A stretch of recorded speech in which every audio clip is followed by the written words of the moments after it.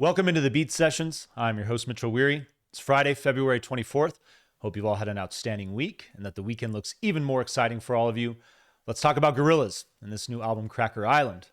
This is the 8th studio album for your favorite cartoon band and the follow-up to 2020's Song Machine, Season 1, Strange Times. Definitely a very prescient record considering when it came out in 2020, and actually one of the first records that I ever reviewed for the Beat Sessions.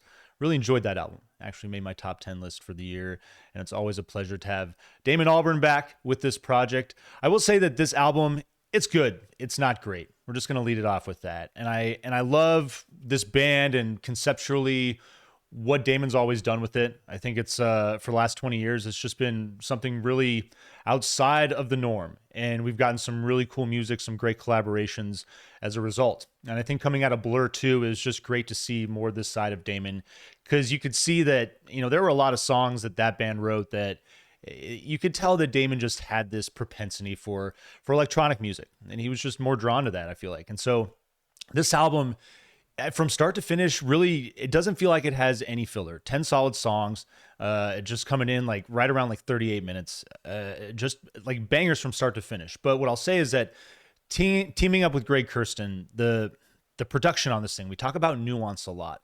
And there's so many little things on this record where you listen to it and you're just like, oh man, I wish they'd kind of done this or I'd done that. And at this point with Damon, who's a guy that, you know, really is the type of guy that is excellent in production, really pays attention to detail. And so it's kind of disappointing. I really love the drive of this record and Gorillaz music in general. On this particular album, you're getting a great blend of like 80s synth pop, a little bit of hip hop coming out of the 80s and in the early 90s. I'm loving the influences. You know, think like you talk about De La Soul is one of the bands they talk about, but like La Bouche, Be My Lover. You know, you think of like Snap, The Power, or Delight, Groove Is in the Heart. That music that was coming out late 80s, early 90s that was combining R&B and hip hop and electronica and pop, and just you're getting all of these great songs, just all of these classic bangers that people really still enjoy hitting the dance floor to. And so I like that that's what's at the foundation of this album. But you listen to it and, you know, we'll just get into the track list, because I think the first track is a fine example of kind of those just like production nuances that really kind of like just leave this thing, you know, dry a little bit. You know, I think this thing had a lot of potential, but just comes up short because of that. Cracker Island, the opening track, features Thundercat, and you see that name, and I love this. Like, I love the way that this song comes out, like with the really groovy synth, and you can like, you're just waiting for it. You're just anticipating Thundercat to just lay down a groovy lick and hit it, and the suspense builds, and you get it. And that lick, it doesn't disappoint, but it also gets lost in the production. And I feel like if you're going to feature a guy like Thundercat, and especially on an opening track, the way that that's going to come out, I would have loved that bass riff to stand out more. And maybe I'm biased just because I'm a bass guy, but I think it's a song that had a lot more potential if his work had been more at the forefront of that song. Just a personal opinion. But you lead into your second track, Oil, featuring Stevie Nicks. I absolutely love that. It's such a pleasure to still have her. Like, you know, losing Christine is heartbreaking in my opinion, because I enjoyed her personally more as a songwriter in Fleetwood Mac. But Stevie's voice, her presence, she's just always so magnificent. And Oil, I love the light synth, the beat hits. You get this great melody that matches her presence. I like the feel of kind of like Tango in the Night, that Fleetwood Mac record. And you're getting like a little bit of a Cure, definitely an 80s vibe. But Stevie doesn't ever get a chance to take a hold of the track. Her voice is just there basically to harmonize with Damon's. And it works. I like it, but I also think this is a great example of, you know, give Stevie a verse to shine, like let her do her thing. You know, I think that this is a track that could have been so much better if you'd let Stevie had her own. Just my opinion. The Tired Influencer, dig this song, playing with the vibraphone on this thing to open up over like a groovy breakbeat. I really just like, I love the vibe that this song establishes, really solid. And it's my favorite thing about this record from start to finish. It starts off with this great pace and then mellows out towards the end. And as a whole, it comes together nicely. I'm just kind of concerned that, you know, a lot of these tracks, might just end up being slightly forgettable. They might just end up becoming tracks that, if you're not a fan of the album in its entirety, you're probably just drawing a few tracks off this thing, or, maybe just skipping through this thing. And that's kind of unfortunate. But I like the spooky little textures that fill in on this thing.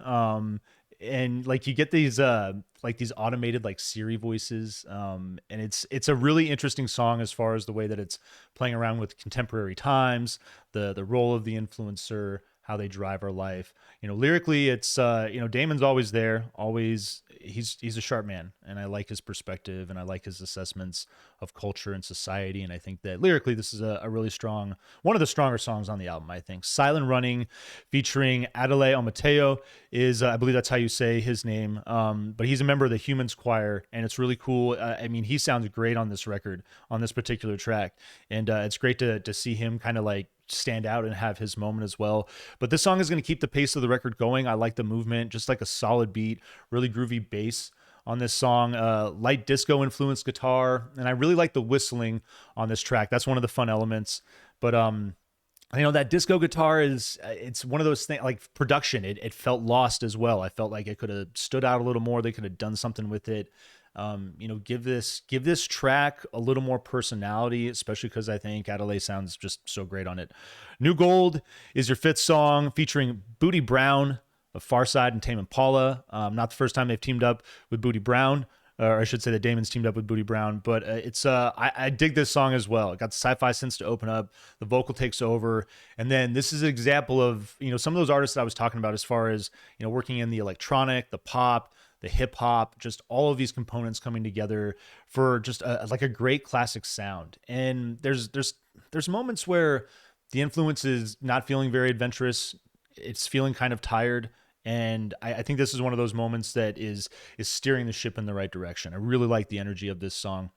And I like the way that leads into Baby Queen. This is our first mellow moment. Comes at a nice spot. You get this breedy, just really breezy 80s feel.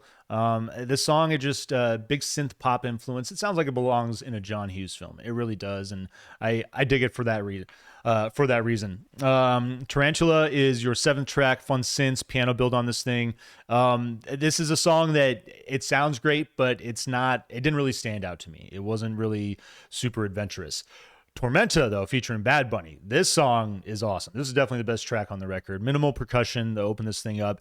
You get this great feel of reggaeton once it comes in, but you get classic pop, a little dream pop. Just this, it's like this very atmospheric reggaeton, very just like super chill and easy to listen to. I like the steel drum element. The song is perfect, and Bad Bunny's vocal performance is so sharp. It's so spot on. He's a bad dude. He really is a Bad Bunny. Skinny Ape is another exceptional track. Your penultimate track has got this folky acoustic intro.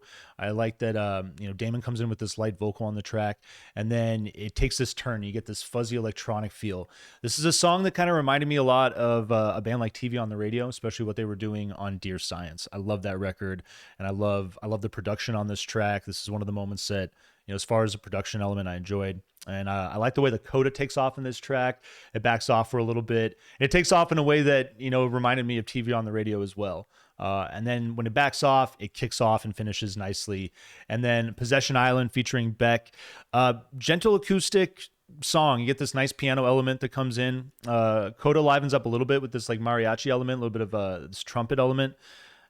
For a song featuring Beck and with the energy on this record, I was expecting something a little more upbeat to close this thing off.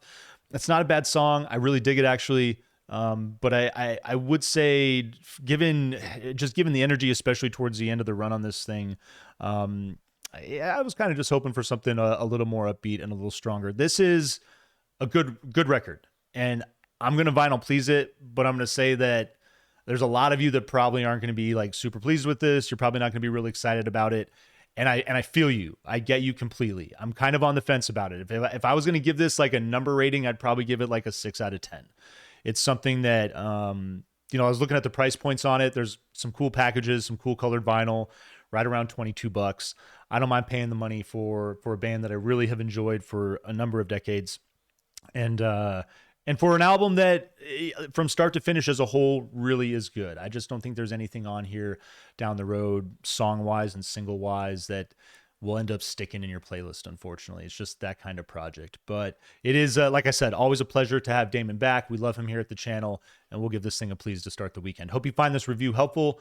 Hope you enjoy listening to this album as well. Like this video, share it, subscribe to the channel, do all the things to help Keith, MB, and I blow this project up in 2023. Tune into the live show on Tuesday nights at 10 p.m. Eastern Standard Time. And stay tuned throughout the week for more album reviews. We'll see you next time on the Beat Sessions.